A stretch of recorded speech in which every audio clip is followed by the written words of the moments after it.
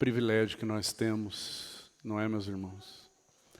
Como a nossa irmã acabou de agradecer ao Senhor e de orar assim, que privilégio que nós temos de estarmos aqui reunidos aos pés do Senhor e sabermos que os nossos louvores não são apenas música que nós então cantamos, mas que os nossos louvores são frutos de lábios que confessam o nome do Senhor Jesus, e esses louvores tocam o trono. Que o Senhor realmente nos encha de uma convicção progressiva de que o nosso privilégio para sempre, quando o Senhor Jesus retornar para nós, e nós pudermos contemplar a sua face, os seus olhos, o nosso privilégio será adorarmos, adorarmos e adorarmos. Então, hoje, o que o Senhor tem a nos dizer? Pomba minha, faz-me ouvir a tua voz. Ela é doce e aprazível. Graças ao Senhor, pelo privilégio que a igreja tem de adorar Jesus e de isso não ser algo comum, mas ser um privilégio e algo espiritual que toca o trono de Deus, que penetra os ouvidos atentos do nosso Senhor. Então, Ele não precisa dos louvores, a sua glória não aumenta quando nós louvamos, mas nós precisamos louvar, porque o nosso coração se enche e a nossa contemplação, sim, essa aumenta, quando então nós louvamos. Que privilégio que nós temos. Jamais se esqueça disso.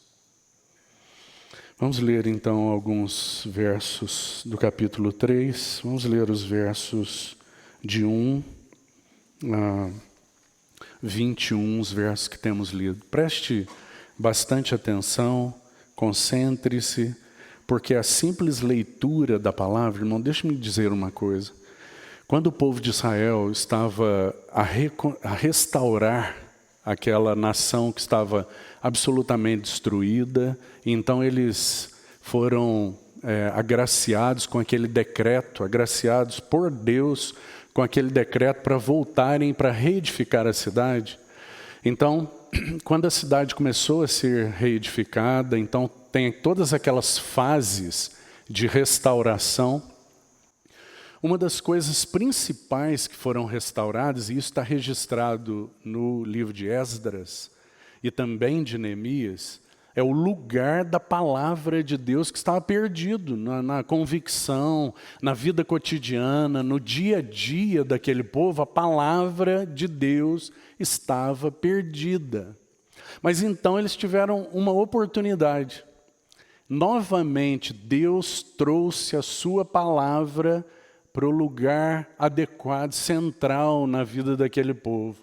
E então, é dito que Esdras, o escriba, ele tomou a palavra e leu desde a alva até o meio-dia. Ele leu a palavra desde cedinho até o meio-dia. Simplesmente leu. O que é dito é que ele lia a palavra e que então depois alguns grupos de sacerdotes, que eram então os mestres, eles explicavam o que se lia. Sabe o que aconteceu? Aquele povo entrou numa profunda convicção de pecado, numa renovada visão da glória do seu Deus, e então eles passaram a ser lavados pela palavra e um tremendo avivamento aconteceu naquela nação. E então, quando nós nos reunimos, nos assentamos como igreja, é diferente de você fazer isso na sua casa, é diferente. E nós precisamos recobrar a solenidade do reunir do povo de Deus. Quando nós nos assentamos juntos como povo de Deus, Ele está a nos falar, assim nós cremos, Nós não cremos que estamos aqui para ouvir palavra de homem, mas palavra de Deus, como de fato ela é, a palavra de Deus. Então, quando nós nos reunimos, essa palavra é aberta, ela está aí diante de você. Então nós vamos ler a palavra, o Espírito de Deus permeia esse ambiente e habita em nós. E então, essa palavra simplesmente lida, ela pode fazer tudo que nenhum de nós pode fazer uns pelos outros. Mas a palavra, instrumento do Espírito, nas mãos benditas do Espírito, simplesmente por lê-la, ela pode fazer tudo que nós precisamos apenas na leitura. Então, que recobremos isso, a solenidade do ler a palavra bendita, viva de Deus. Amém, meus irmãos? Então vamos ler o capítulo 3. Havia entre os fariseus um homem chamado Nicodemos, um dos principais dos judeus. Este, de noite, foi ter com Jesus e lhe disse: Rabi, sabemos que és mestre, vindo da parte de Deus, porque ninguém pode fazer estes sinais que tu fazes se Deus não estiver com ele. A isto respondeu Jesus: em verdade te digo, que se alguém não nascer de novo, não pode ver o reino de Deus. Perguntou-lhe Nicodemos: como pode um homem nascer sendo velho? Pode porventura voltar ao ventre materno e nascer segunda vez? Respondeu Jesus: em verdade te digo, quem não nascer da água e do Espírito não pode entrar no reino de Deus. O que é nascido da carne é carne. O que é nascido do Espírito é Espírito. Não te admires de eu te dizer: importa-vos nascer de novo. O vento sopra onde quer. Ouves a sua voz, mas não sabes de onde vem, nem para onde vai. Assim é todo que é nascido do Espírito. Então lhe perguntou Nicodemos: como pode suceder isto? Acudiu Jesus: tu és mestre em Israel e não compreendes essas coisas? Em verdade te digo que nós dizemos o que sabemos e testificamos o que temos visto, contudo não aceitais o nosso testemunho. Se tratando de coisas terrenas não me credes, como crereis se vos falar das espirituais? Ora, ninguém subiu ao céu, senão aquele que de lá desceu, a saber, o Filho do homem que está no céu. E do modo por que Moisés levantou a serpente no deserto, assim importa que o Filho do homem seja levantado, para que todo o que nele crê tenha a vida eterna. Porque Deus amou o mundo de tal maneira que deu o seu Filho unigênito, para que todo aquele que nele crê não pereça, mas tenha a vida eterna. Porquanto Deus enviou o seu Filho ao mundo, não para que julgasse o mundo, mas para que o mundo fosse salvo por ele. Quem nele crê não é julgado. O que não crê já está julgado, porquanto não crê no nome do unigênito Filho de Deus. O julgamento é este, que a luz veio ao mundo, e os homens amaram mais as trevas do que a luz, porque as suas obras eram más. Pois todo aquele que pratica o mal aborrece a luz e não se chega para a luz, a fim de não serem arguidas as suas obras. Quem pratica a verdade aproxima-se da luz, a fim de que suas obras sejam manifestas, porque feitas em Deus. Pai, que alegria para nós estarmos aqui reunidos aos teus pés, reunidos para te adorar. Nos apresentamos diante do Senhor com toda a alegria, Senhor, muito obrigado pelo privilégio de erguer nossas vozes e dizer que Tu és o nosso Senhor, que Tu és glorioso, que Tu és maravilhoso, que Tu tens toda glória, toda misericórdia, toda sabedoria, toda graça. Ó Jesus, abre um pouco mais os nossos olhos para que vejamos um pouco mais da Tua beleza. E a Tua beleza nos leve a Te adorar e Te adorar e Te adorar. Apresentamos ao Senhor este tempo, Tua palavra lida, opera por meio da Tua palavra tudo o que Tu tens para nós, essa Assembleia, para cada coração que está aqui. Opera poderosamente, Senhor. Opera a tua restauração nos nossos corações. Derriba o que deve ser derribado. Vence Teus inimigos dentro de nós. Mas também edifica o que deve ser edificado. E, Senhor, edifica para Ti um povo santo, separado, zeloso de boas obras, um povo que realmente Te agrada, onde o Senhor tem prazer de estar, de falar e de se revelar. Assim, com essa bendita expectativa, diante do Deus da glória, nós entregamos este tempo e oramos no doce nome do nosso Senhor Jesus. Amém. Nós temos então, meus irmãos, compartilhado lições tão preciosas nesse capítulo 3 de João.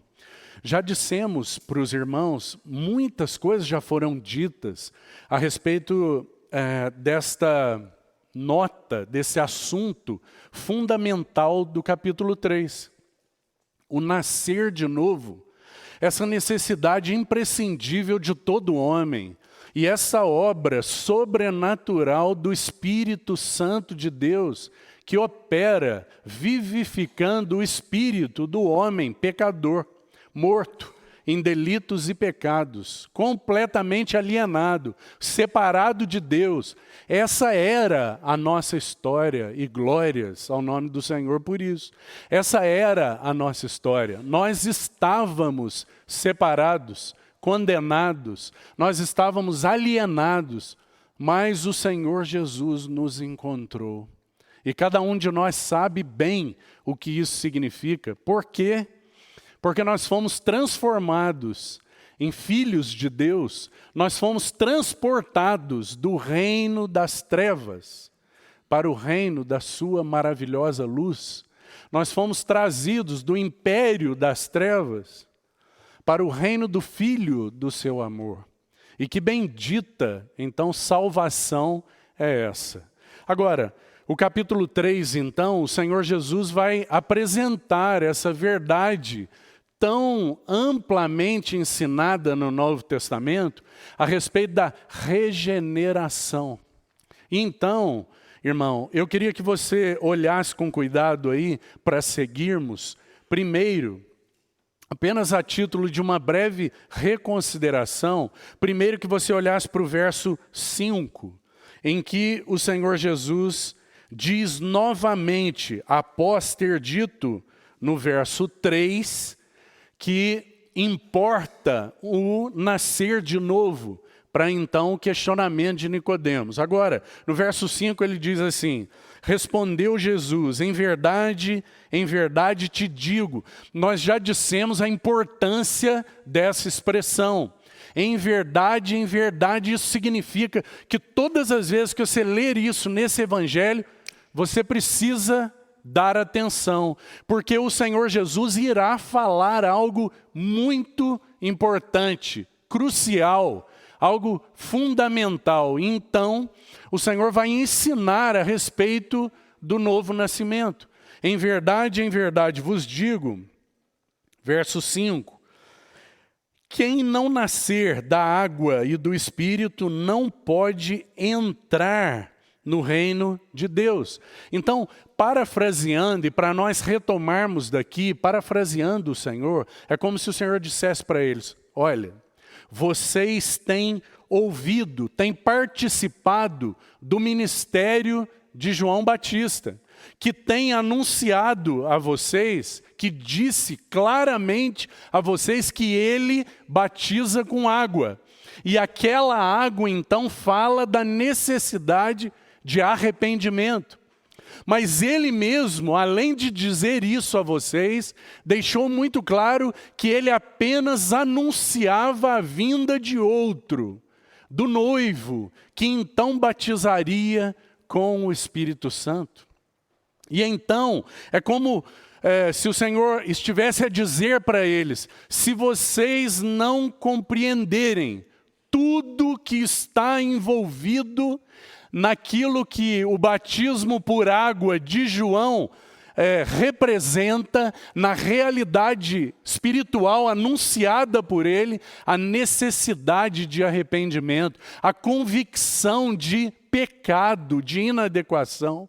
Mas não só isso. Se vocês não compreenderem e não experimentarem a realidade que somente o Espírito Santo pode gerar nos corações de todo aquele que ele vivifica, então vocês não podem entrar nas realidades espirituais concernentes ao reino.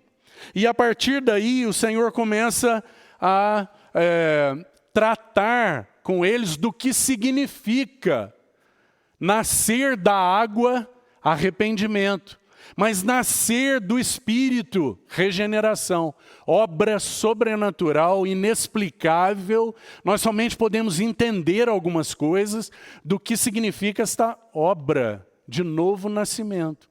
Agora, todos nós aqui sabemos a realidade disso. Se alguém disser para você que é impossível nascer de novo e que essa verdade ela não tem fundamentos, mesmo que você não saiba explicar, você tem experiência disso, compreende, irmão?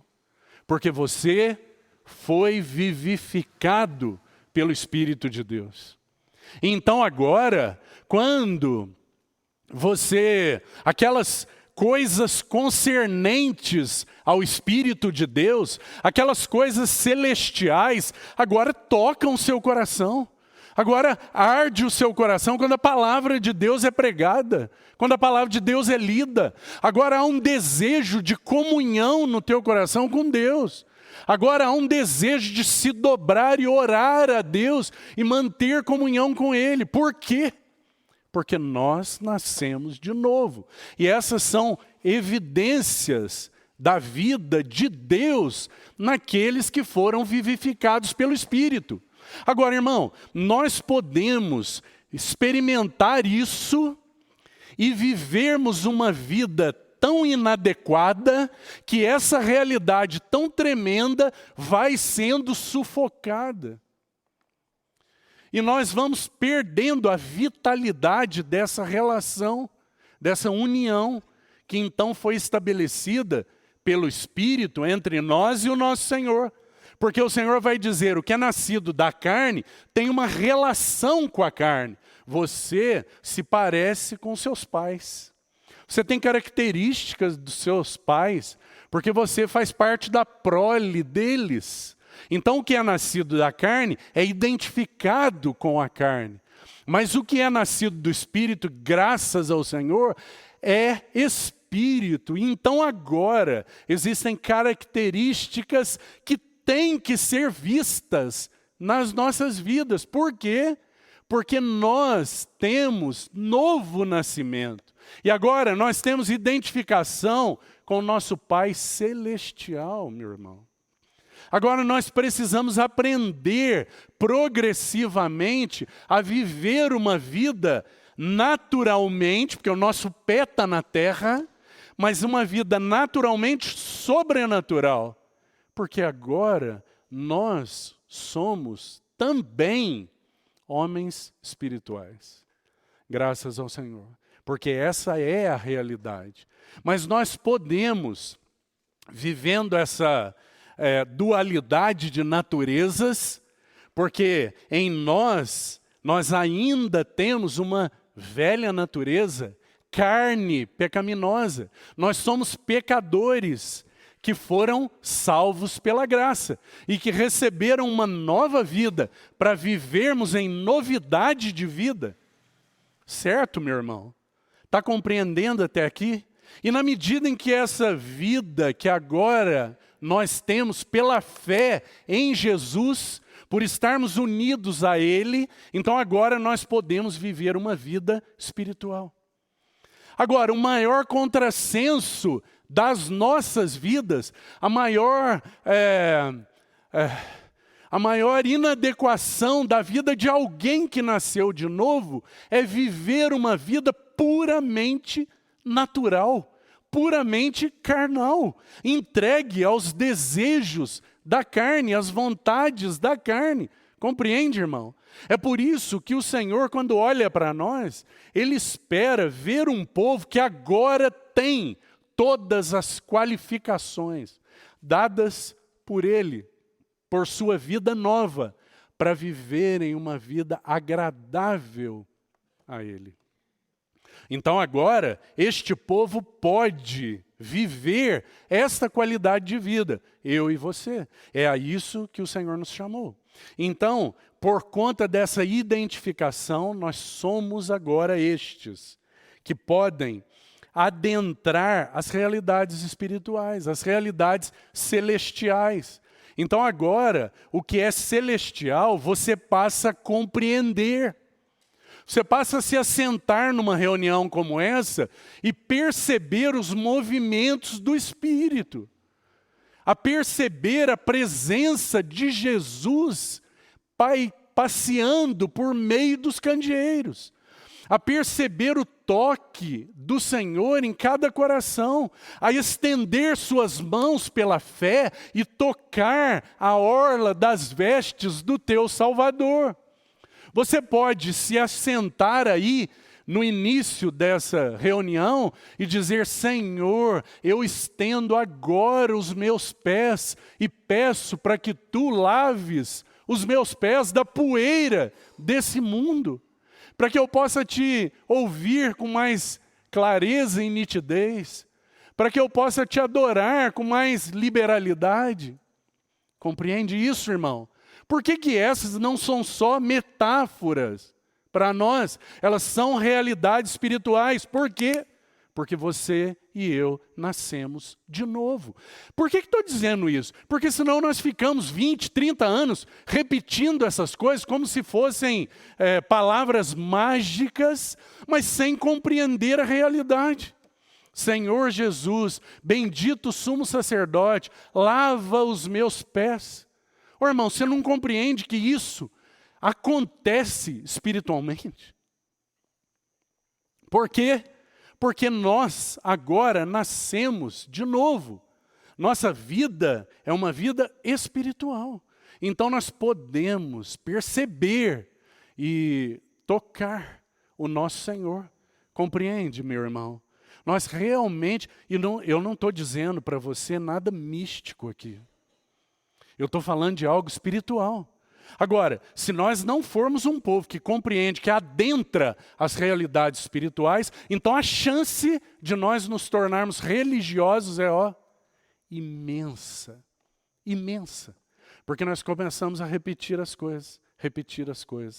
Já dizia um irmão, um querido irmão, que nos ajudou muito aqui, lá no início. Ele dizia assim, que se você sair a andar por um bosque, então você se assentar embaixo de uma linda árvore e tiver um tempo precioso de comunhão com o Senhor, você percebeu a presença de Deus, você então o adorou, se consagrou a Ele ali, Deus se revelou e se manifestou a você ali. A tendência amanhã é que você volte para debaixo da mesma árvore, para tentar experimentar de novo a mesma coisa.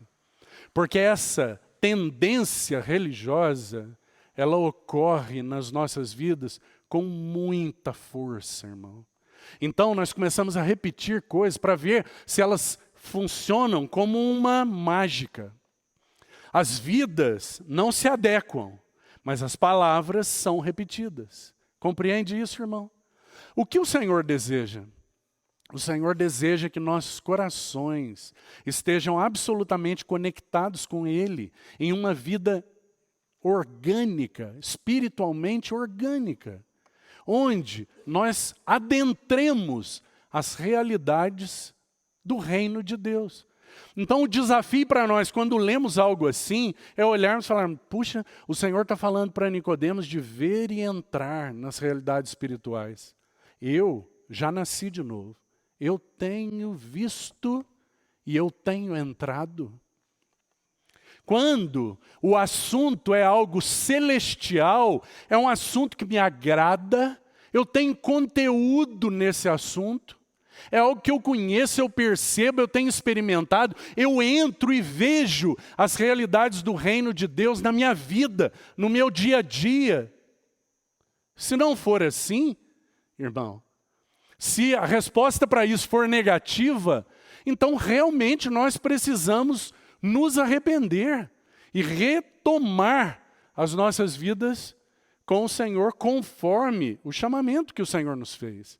Compreende? E então, o Senhor Jesus diz no verso 6 em sequência, né? O que é nascido da carne é carne, o que é nascido do Espírito é Espírito. É como se o Senhor dissesse para Nicodemos, Nicodemos, isso que você acabou de dizer, como pode isso acontecer? Um homem sendo velho pode voltar ao ventre da sua mãe? É como se o Senhor estivesse respondendo assim, Nicodemos, a sua pergunta não serve. Porque ela apenas fala de algo que mesmo na carne é impossível. Como que um homem velho vai voltar para o ventre da mãe? É impossível. Mas ela só trata do âmbito da carne. Então a sua resposta não serve, porque eu estou falando de coisas celestiais. E então o Senhor aborda agora no verso 8, o que eu gostaria de retomar, porque a partir daqui, não compartilhamos, pelo menos eu não. Então, o verso 8, o Senhor vai apresentar uma figura, irmão, maravilhosa,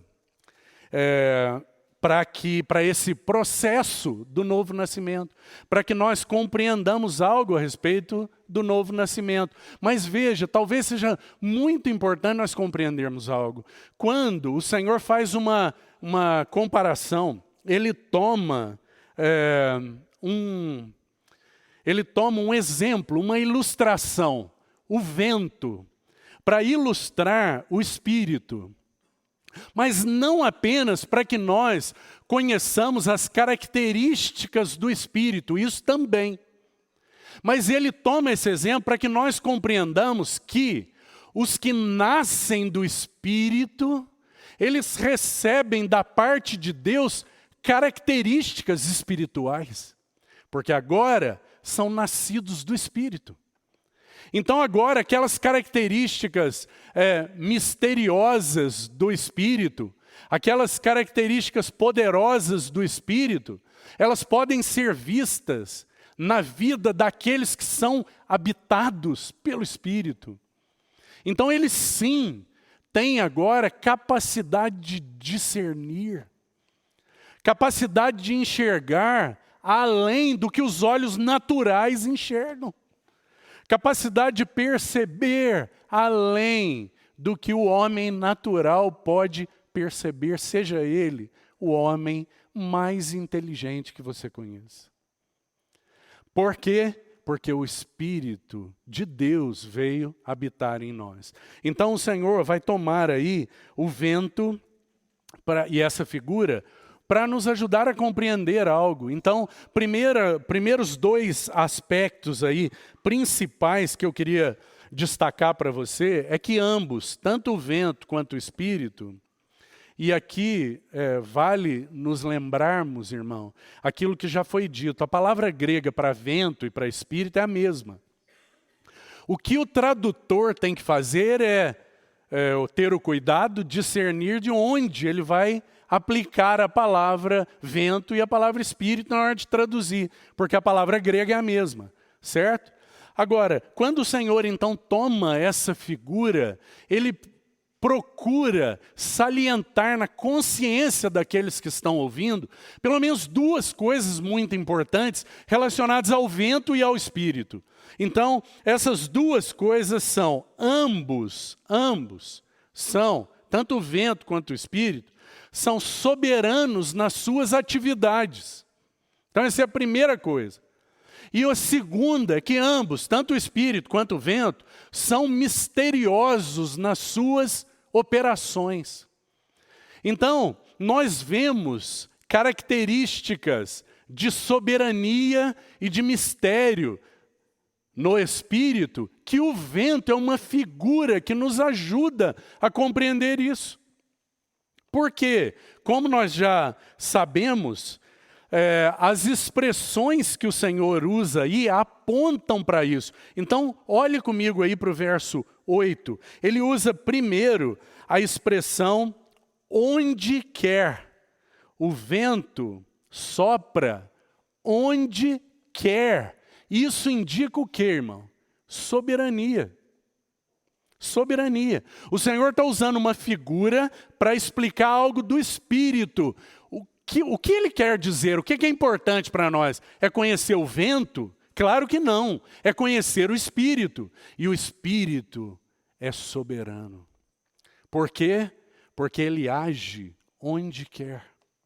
Então essa é a primeira nota. Onde quer. Agora, o Senhor usa uma outra expressão que eu queria destacar para você com relação ao mistério. Onde quer, soberania. Agora, e com relação ao mistério, no verso 8, ele usa a expressão não sabes. Não sabes. Não sabes de onde vem e nem para onde vai. Isso indica o quê? Que ele é misterioso nas suas operações. Mais uma coisa, o Espírito, porque é o que importa para nós, o vento é apenas uma figura, o Espírito está totalmente fora do controle do homem. Totalmente fora do controle do homem. Ele não consulta o homem. Ele faz como lhe apraz, porque ele é Deus. Nós não podemos nos esquecer disso. Porque o fato de que Deus enviou o seu Espírito para habitar em nós, pode nos conferir um falso entendimento de que o Espírito está sujeito a mim. Mas o Espírito Santo de Deus não consulta o homem. Ele não depende do homem e ele age como lhe apraz. Ele é soberano e ele é também misterioso. Então, eu gostaria de destacar algumas coisas para você. Antes, irmão, é interessante no verso 8, o Senhor destacar no final do verso que esses que percebem, então, que esse Espírito e esses que são nascidos, eles são nascidos do Espírito. No verso 5 ele tinha acabado de falar água e Espírito. Agora ele menciona só Espírito. Por quê? Porque é evidente que a água é aquele instrumento bendito do Espírito que por meio da palavra gera arrependimento.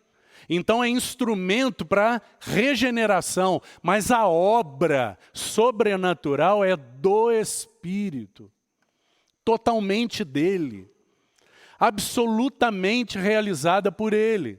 E então, quando nós olhamos para essa ação do Espírito, eu queria destacar para você alguns aspectos, então, maravilhosos dessa comparação que só o Senhor Jesus poderia fazer, irmão.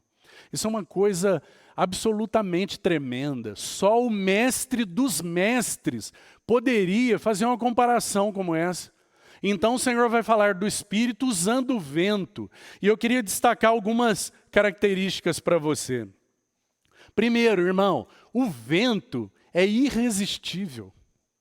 Quando o vento sopra com toda a sua força, quem pode resistir? Quando o vento sopra com toda aquela sua capacidade, ele varre tudo que está pela frente. Não é assim? Por que o Senhor usou essa comparação? Porque o bendito Espírito Santo é irresistível. E ele também, quando ele vem na sua plenitude, preste atenção, quando o Espírito Santo vem na sua plenitude e no seu poder, ele quebra preconceitos. Ele subjuga a vontade mais obstinada. E ele é capaz de vencer toda oposição. Que maravilhoso, irmão. Por quê? Porque o Espírito é irresistível. Agora, nós podemos entristecê-lo. Nós podemos entristecê-lo, mesmo sendo ele capaz de quebrar toda incredulidade, toda resistência, toda obstinação de vontade. Ele é capaz de derrubar toda oposição. Mas nós podemos oferecer tristeza a ele. Percebe isso, irmão? Agora, um outro aspecto, vá aguardando aí. Um outro aspecto. O vento é irregular. Ele sopra num momento suavemente que nós nem mesmo percebemos. No outro momento, ele sopra com toda a força e faz um ruído absolutamente perceptível. Assim é o Espírito Santo. Em algumas vidas, o novo nascimento é como uma brisa suave. Nós nem mesmo percebemos seus movimentos, mas ele vivifica suavemente o coração de um pecador. Em outros casos, ele vem com toda força. Ele vem e provoca uma revolução em uma vida, como um vento impetuoso soprando poderosamente. Em alguns momentos ele age em uma esfera local, em outros momentos ele age com uma abrangência enorme. Não é assim? Em alguns momentos ele age sobre uma alma, em outros momentos ele desce sobre muitas almas, como foi no Pentecostes. Porque o Espírito é irregular.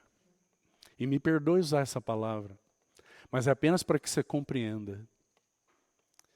E essa é mais uma característica do bendito Espírito que tem agido nas nossas vidas. Você se lembra de Elias na caverna?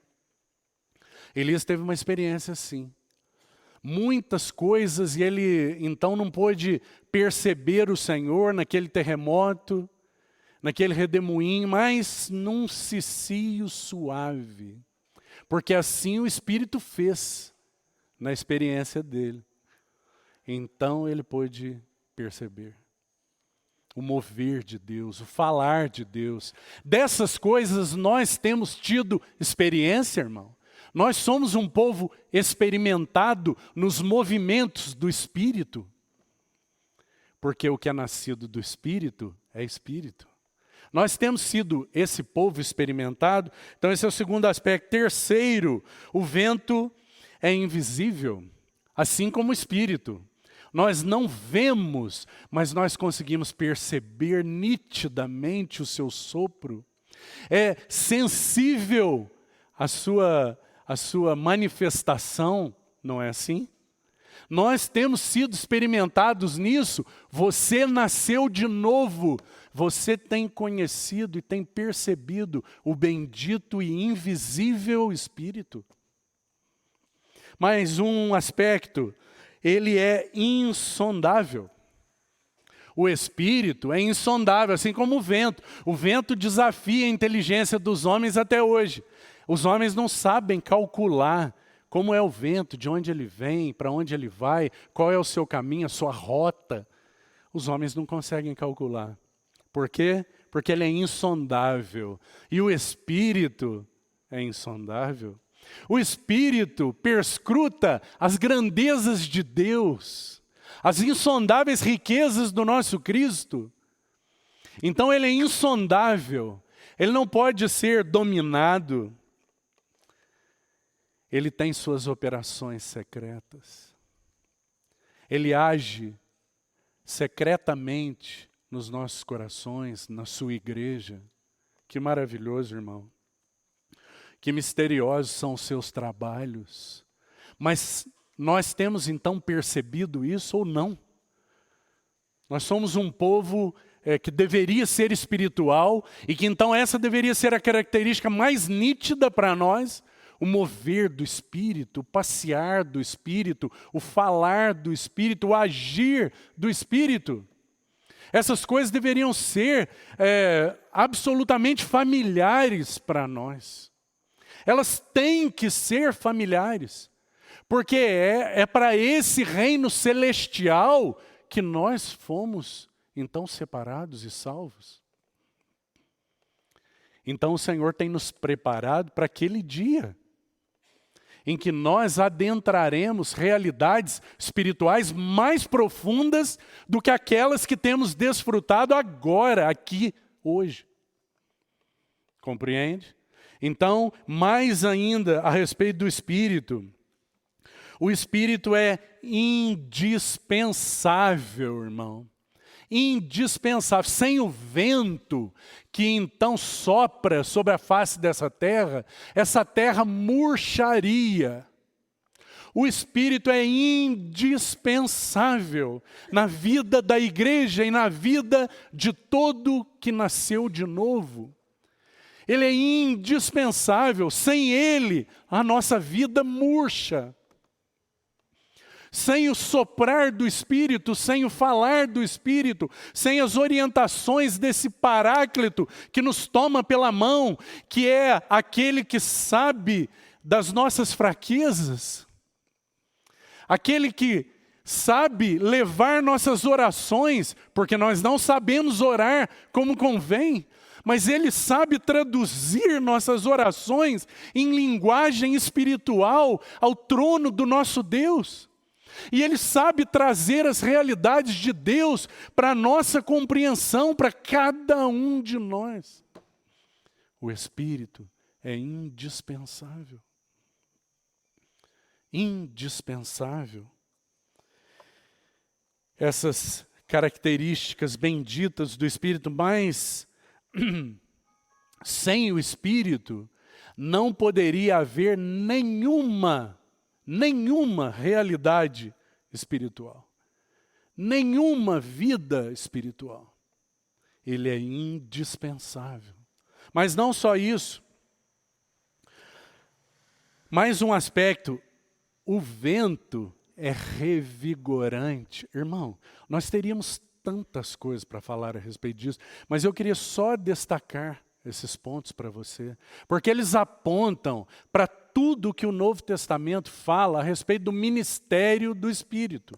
O vento é revigorante, assim como o Espírito é revigorante. Ele promove vigor espiritual. Você compreende isso, irmão? Você sabe o que é isso? Todos aqueles, o Senhor Jesus, quando foi falar a respeito dele, e segue sendo assim até o dia de hoje, ele diz, todo aquele que estiver cansado e sobrecarregado, lembra? Venha a mim, aprenda de mim, eu sou manso e humilde de coração, vocês vão achar descanso para as vossas almas. Como que é isso hoje? Nosso Senhor não está aqui presente fisicamente, mas espiritualmente sim. E pelo Espírito, então você e eu, nós podemos nos achegar. Nós podemos achar descanso para as nossas almas. Nós podemos aprender o que é ser humilde e o que é ser manso. Lembra que na linguagem do autor de Hebreus ele diz assim, que nós precisamos nesses dias nos achegar confiadamente ao trono da graça, para encontrarmos socorro e graça para cada ocasião oportuna. Como que é isso, irmão? Isso é espiritual. É uma realidade espiritual que só os que nasceram de novo podem experimentar. Você tem tido esse hábito? O trono está disponível. Não há mais impedimento. Havia impedimento no passado. O sumo sacerdote só podia adentrar aquele lugar da presença imediata de Deus, da arca, uma vez por ano, levando sangue. Mas agora o caminho aberto está. O sangue bendito nos cobre, nos protege, nos garante o acesso.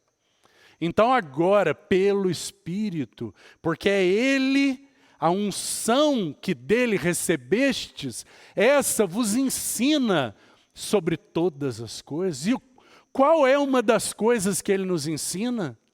A nos achegarmos junto ao trono da graça. Por quê? Porque o Espírito é revigorante. Compreende isso, irmão? Que o Senhor desafie a nós aqui, esta Assembleia, porque esses são exercícios espirituais. Se nós não aprendermos a fazer isso, como que vai ser a nossa vida, irmão? Nós vamos aprender a tomar remédio, porque o coração vai estar tão sobrecarregado, a mente vai estar tão perturbada, que nós temos que tomar um ansiolítico. Que o Senhor nos ajude. Que o Senhor nos convoque, que o Senhor realmente nos desafie a aprendermos o caminho pelo Espírito para essas realidades espirituais. Então, o Espírito é revigorante, é Ele que nos fortalece com poder no homem interior. É Ele que nos revigora, que nos dá energia, capacidade. Compreende, irmão? É o bendito Espírito. O vento sopra onde quer. Não sabes para onde vai nem de onde vem. Assim é todo que é nascido do Espírito. O que o Senhor quis dizer com isso? Assim é todo que é nascido do Espírito. Ele está dizendo, agora todos os que são habitados pelo Espírito. A sua vida oculta, ninguém pode rastrear. Ninguém pode ver a sua vida oculta. Ela é misteriosa, ela é entre você e o teu Senhor. Mas as evidências vão dizer se ela é forte, se ela é vigorosa ou não. Os efeitos, os resultados desse Espírito misterioso que agora habita em nós, os efeitos daqueles que são nascidos do Espírito, agora todos podem ver. Não é maravilhoso, irmão? Todos podem ver que você nasceu de novo. Por quê? Porque agora você participa lá no íntimo daquelas coisas que nem olhos viram, nem ouvidos ouviram, nem jamais foi revelado ao coração humano. Mas Deus nos revelou. De que maneira, irmão? No Espírito. Que maravilhoso, não é? Que maravilhosa realidade nós podemos desfrutar. Se isso não nos encorajar, o que pode nos encorajar, irmão? Se isso não for um encorajamento para nós, o caminho aberto está. Se isso não nos encorajar, nada pode nos encorajar. Mas o bendito Espírito, então, ele sopra. Ele sopra, esse é o fato, não é? O fato, naquele versículo que o Senhor diz, é o Espírito sopra, o vento sopra. Então nós podemos perceber, esse é o fato. E ouves a sua voz. Essa é a evidência, não é? Uma evidência nítida do fato. Ele sopra espiritualmente. Esse é o fato. A evidência é, ouves a sua voz. Que maravilhoso, irmão. Mas mais do que isso, o Senhor diz, mas não sabes de onde vem e nem para onde vai. E esse é o mistério. o bendito Espírito. Assim é todo aquele que é nascido do Espírito. Que privilégio, que alegria vai nos nossos corações, porque nós nascemos de novo. E nós agora somos habitados pelo bendito Espírito de Deus. Então agora nós podemos adentrar essas realidades espirituais. E a Bíblia deixa de ser um livro de histórias e experiências de outros apenas. Ela passa a ser um livro de experiências nossas. Compreende, meu irmão? Porque do contrário, o que essa palavra será para você? Por que que nós dizemos que ela é viva e eficaz? Porque ela é um registro de experiências nossas. Graças ao Senhor. Nós podemos não viver algumas experiências particulares que Deus concedeu a alguns dos seus servos, mas os princípios gerais da vida de comunhão com Deus, essas experiências são nossas. E o Senhor tem nos chamado a elas. Por que a igreja tem sido tão carente de gigantes espirituais? Por quê? Porque nós temos abdicado de viver essa vida espiritual para a qual nós fomos chamados. Então nós reservamos alguns momentos durante a semana para aquilo que nós chamamos de espiritual. Mas não é isso. Não é essa vida. Não é para essa vida que o Senhor nos chamou. E então, vamos seguir um pouco mais. Além desses benditos fatos relacionados ao Espírito, no resto de tempo que nós temos, eu gostaria de mostrar algo para você, a partir então dessa segunda pergunta de Nicodemos, porque Nicodemos faz uma primeira pergunta, que é essa então que nós já dissemos, que não é uma pergunta tola, não é uma pergunta de uma criança, mas é uma pergunta de um homem que realmente está em dúvida, mas que ainda é permeada de incredulidade. Porque o que ele diz? Perdão. Como pode ser isso?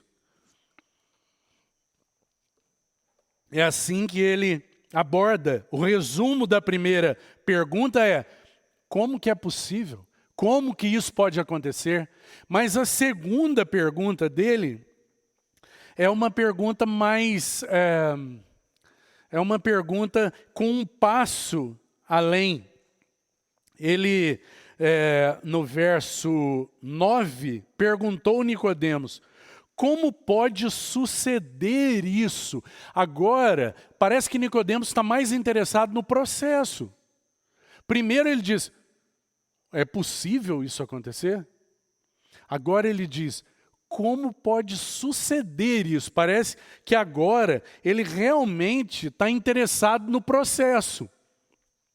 Então, o Senhor vai responder, meus irmãos, com gentileza. Alguns tomam essas palavras do Senhor e essas perguntas de Nicodemos para...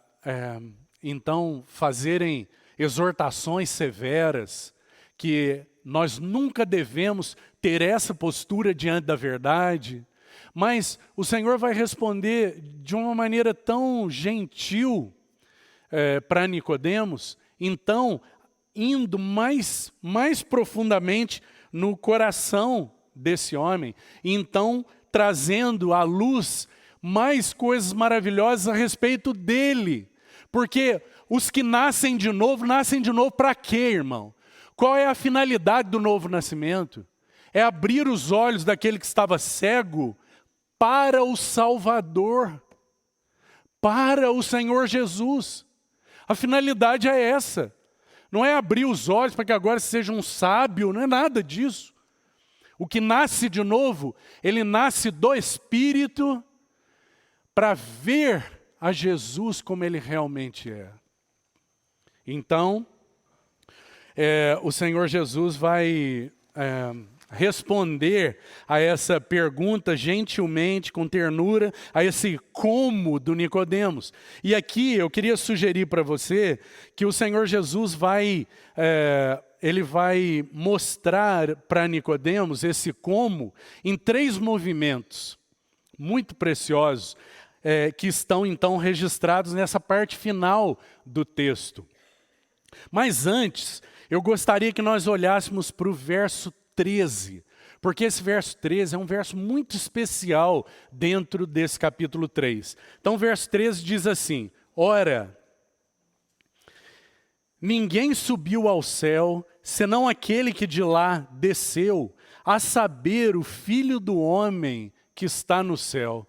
Irmão, esse verso 13, ele é algo assim maravilhoso. Só o Senhor Jesus poderia falar de tantas verdades num pequeno verso, porque ele traz tantas coisas maravilhosas.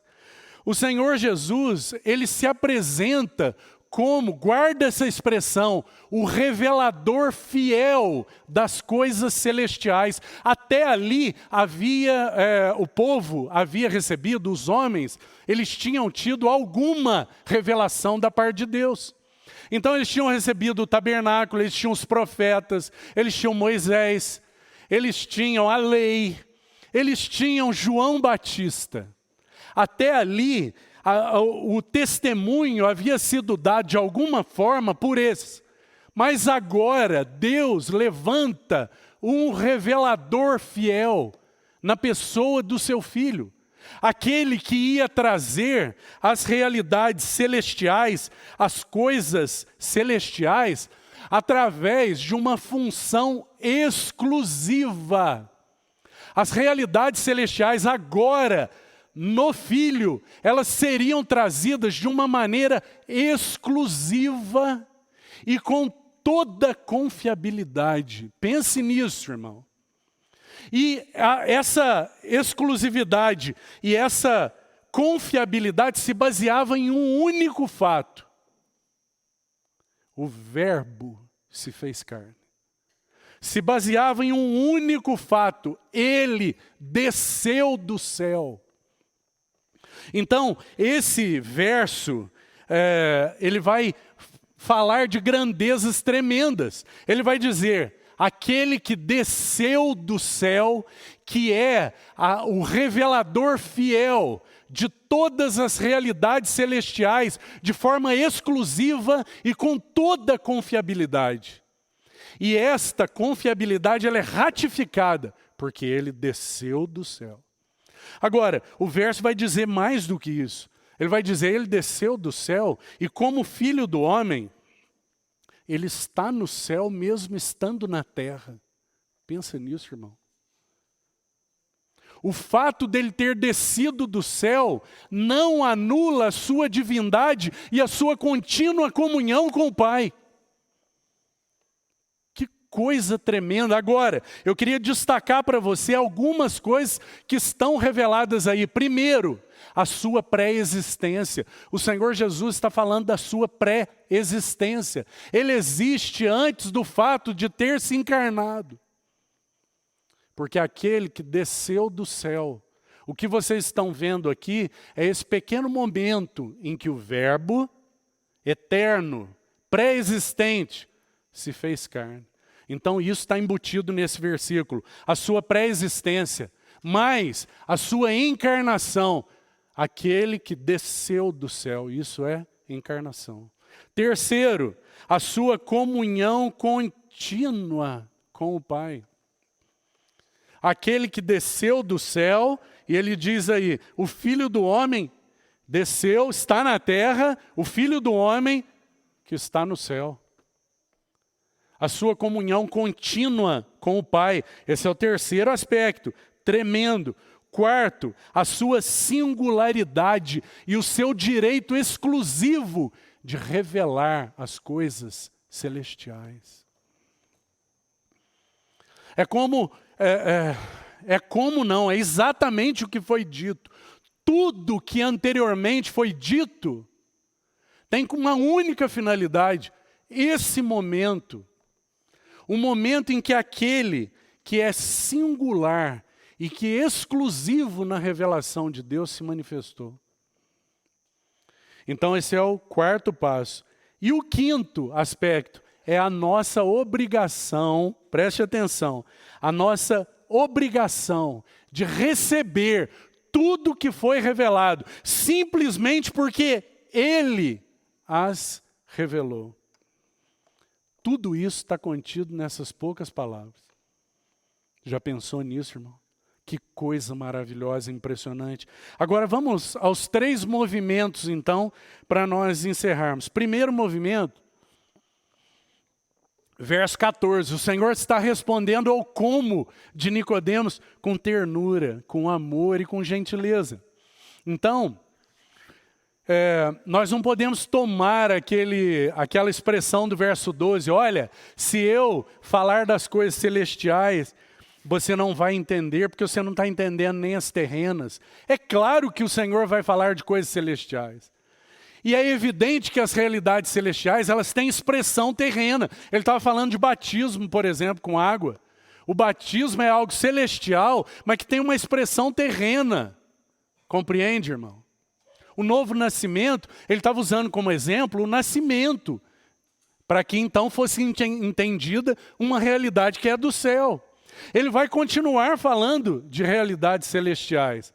Então, para explicar como pode suceder isto, então o Senhor fala, é necessário 3 movimentos, Nicodemos. O primeiro movimento, verso 14, do modo por que Moisés levantou a serpente no deserto.